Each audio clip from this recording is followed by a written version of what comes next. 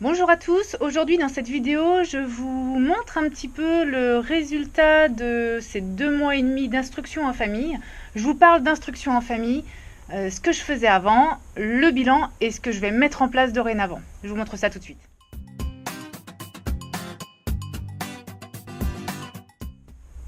Alors, comme vous le savez, Léna a 5 ans, Lysandre a 3 ans et demi.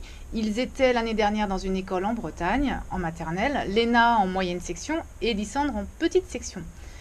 Quand on a commencé à voyager, j'ai voulu suivre un petit peu ce qu'ils avaient déjà initié en école classique, c'est-à-dire des exercices plutôt ludiques, plutôt sympas, sans trop de difficultés. Et j'ai voulu poursuivre là où ils en étaient rendus, de ce que je voyais des cahiers qui me revenaient de l'école.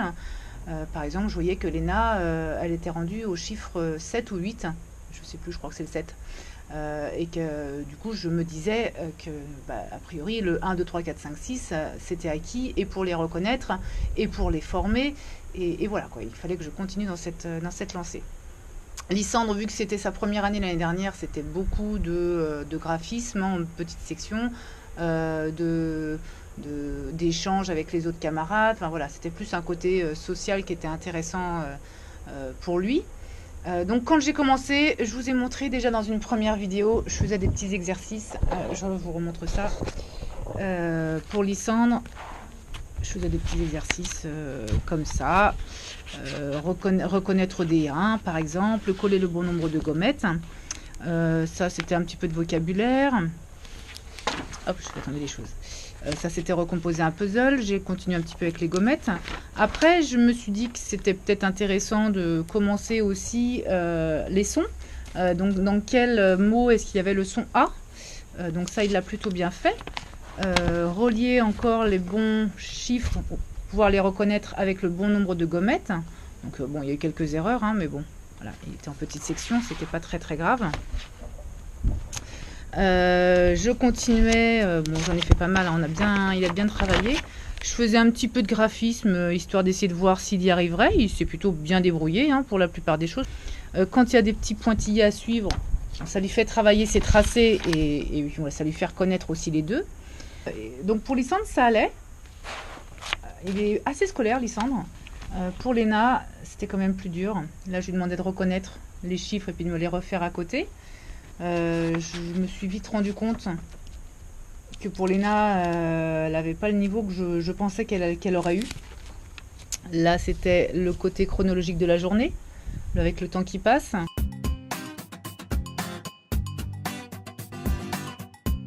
Je me suis vite rendu compte que pour Léna, la méthode de travail classique n'était pas la plus adaptée pour elle. Dès qu'elle était en échec, elle boudait, elle voulait arrêter. Bon, voilà. Lysandre, c'était très bien. Pour Léna, ça ne lui correspondait pas. J'avais pas envie d'avoir des pleurs pour lui apprendre des choses. J'avais vraiment envie, plutôt que ce soit elle qui me pose des questions, qu'elle ait envie d'apprendre des choses. Donc à partir de ce moment-là, quand j'ai vu qu'au fil des jours, dès que je faisais sonner le son de cloche de l'école, qu'elle voulait de moins en moins y aller, ou en tout cas elle me demandait ce qu'elle allait faire, mais surtout pas les chiffres et les lettres, je me suis dit là il y a un souci. C'est pas comme ça que j'ai envie que ma fille apprenne des choses. J'ai envie qu'elle apprenne des choses de manière amusante et que surtout que ça vienne d'elle. C'est l'un des avantages d'avoir arrêté l'école classique, c'est qu'en fait je connaissais pas vraiment ces choses-là d'elle. J'ai appris énormément sur eux et aussi sur moi, hein, parce que j'apprends à travers eux également. J'apprends vraiment beaucoup d'eux. Et ces mises en situation en échec, sa manière de ne pas réussir à les confronter, à les surmonter et de ne pas forcément le vouloir, tout ça je ne le connaissais pas de Léna. Je savais qu'elle boudait un peu, hein, quand elle était dans une situation qu'elle n'avait pas envie d'être. Mais vraiment de la voir malheureuse, parce que malgré tout, quand on boude et quand elle pleure pour finir un petit exercice, c'est qu'elle est triste, hein, donc c'était pas le but. Donc je me suis dit, je vais changer ma méthode de faire, je vais faire vraiment différemment. Je me suis beaucoup renseignée, j'ai lu quelques livres, hein, sur différentes méthodes d'enseignement, d'instruction en famille. Montessori, il y a plusieurs méthodes, hein, maintenant sur le net, on retrouve pas mal de choses qui expliquent un petit peu les méthodes d'apprentissage. Et la plus extrême, c'est le unschooling. C'est celle vers laquelle je me retrouve un petit peu le plus.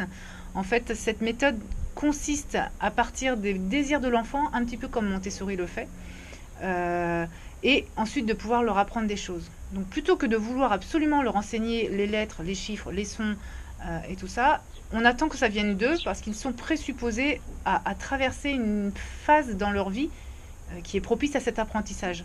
C'est à nous de savoir les écouter, de les gérer et de leur montrer quand ils en ont besoin. Donc je me suis dit, bon, je vais essayer plusieurs choses, on va voir si ça marche ou pas.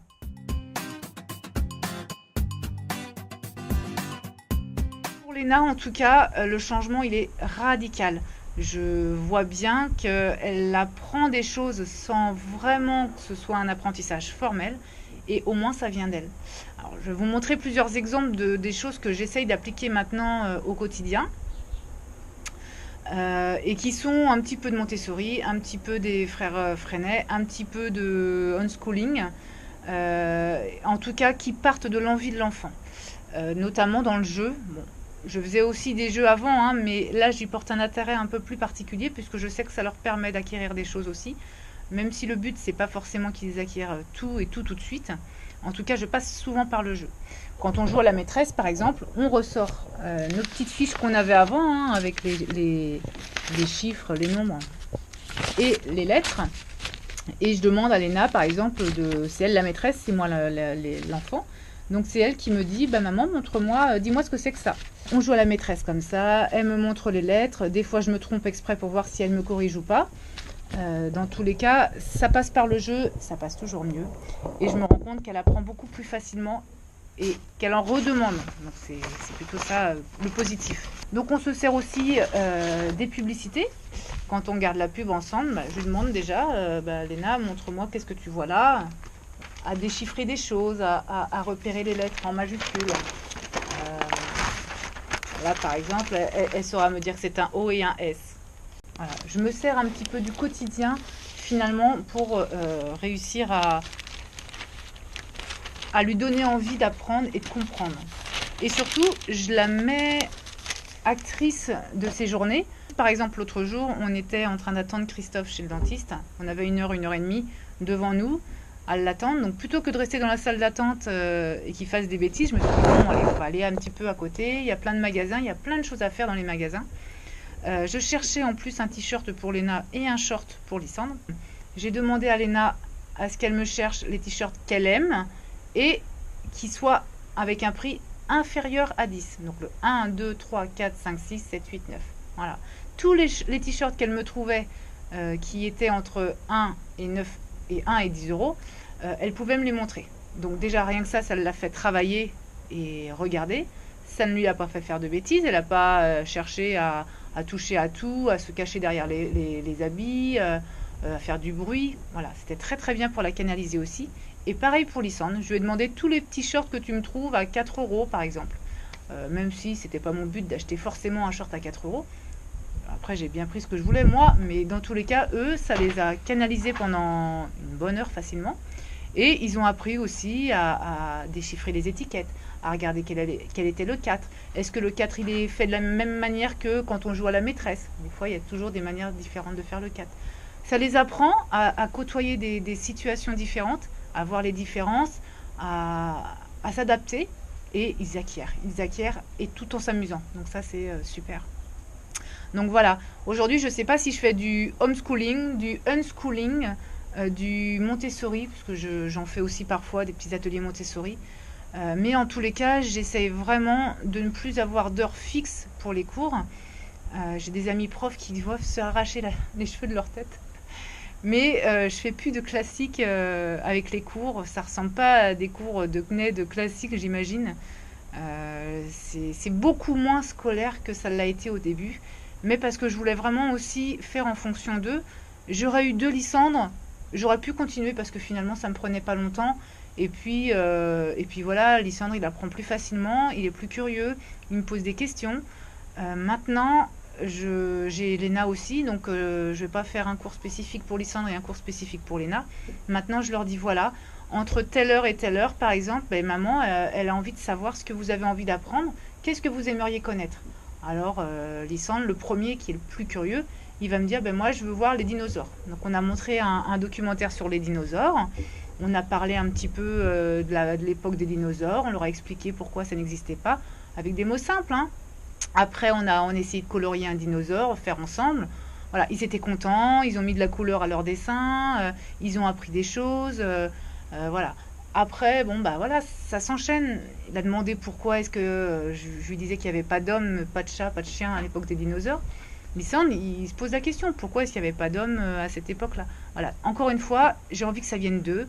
J'ai envie, alors il est petit pour qu'on lui explique tout, évidemment, c'est sûr. Mais en tout cas, plus on lui apprendra à être curieux et plus il le sera. C'est vraiment mon avis et c'est vraiment moi mon envie durant ce voyage. Donc Léna, elle suit un petit peu finalement, puisque son frère a donné un petit peu, lui donne un peu l'exemple. Après, elle avait envie de savoir comment était fait la Terre, pourquoi est-ce qu'on était sur une boule. Enfin voilà, elle voulait comprendre un petit peu ce système-là. On lui expliquait un petit peu le nord, le sud, pourquoi les gens dormaient d'un côté et étaient réveillés le jour. C'est complexe encore pour un enfant de 5 ans, mais avec des choses toutes bêtes, on peut vraiment leur expliquer des petites choses qu'on approfondira plus tard, mais au moins leur expliquer des choses de la vie, quoi, les sciences, la géographie. On se sert également de tout ce qu'on a dans cette maison et puis dans les autres, hein, je pense qu'on aura d'autres choses. Léna, elle est tombée sur un livre de requins. Alors certains vont me dire, oh là là, un livre de requins, ça fait peur, elle a 5 ans, et Lysandre, il a 3 ans et demi. Ouais, mais le livre, il est juste magnifique, il y a des images très très belles. Je l'ai accompagnée pendant qu'elle regardait ce livre, hein, je ne l'ai pas laissé devant des images de requins qui déchiquetaient une personne, hein, par exemple. C'était plutôt des belles images, des belles photos de requins, des divers requins qui existaient, où est-ce qu'ils étaient situés dans le monde. Voilà, le but c'est vraiment de l'accompagner, qu'ils aient un regard de curiosité pour tout ce qui les entoure. Et quand je vois qu'il n'y a pas de danger, que ça ne va pas leur faire de cauchemars, ou ça ne va pas les traumatiser, pourquoi pas, au contraire, j'essaye en tout cas de faire au mieux pour eux. Mais en tout cas, j'apprends beaucoup à travers eux et à travers cette différence d'enseignement. Je ne sais pas si ça va porter ses fruits, je ne sais pas s'ils seront plus curieux que d'autres. Mais en tout cas, je me dis que c'est pas grave s'ils ne savent pas lire dans 2 ans, c'est pas grave s'ils ne reconnaissent pas toutes les lettres et tous les sons. Ça viendra bien. J'ai envie que quand ils aient envie d'apprendre ça, qu'ils le fassent bien et que je sois là pour les accompagner en tout cas. Voilà, c'est beaucoup de nouveautés pour moi aussi, hein, j'apprends en même temps qu'eux. Mais en tout cas, c'est super intéressant et je suis contente parce qu'ils m'apprennent plein de choses sur moi-même aussi. J'essaye de me remettre aussi en question en me disant qu'est-ce qui est bon pour eux. Voilà, c'est toute une aventure que d'être maman. J'essaye de vraiment combler leur affectif et ne pas les mettre en situation d'échec. C'est le but. Voilà pour aujourd'hui. N'hésitez pas à me laisser des commentaires, des conseils. J'essaye de piocher à droite, à gauche des idées sympas à faire sans trop de matériel. Mais je trouve des choses, hein. Je trouve des choses à droite, à gauche. Il y a plein. Le net regorge d'idées sympas à faire. Donc je suis assidûment ce genre de forum qui me permettent de trouver des petites choses agréables à leur faire. Voilà, je vous montrerai d'autres activités que j'aurais faites avec eux plus amplement. Et puis en attendant, je vous dis à bientôt. Ciao!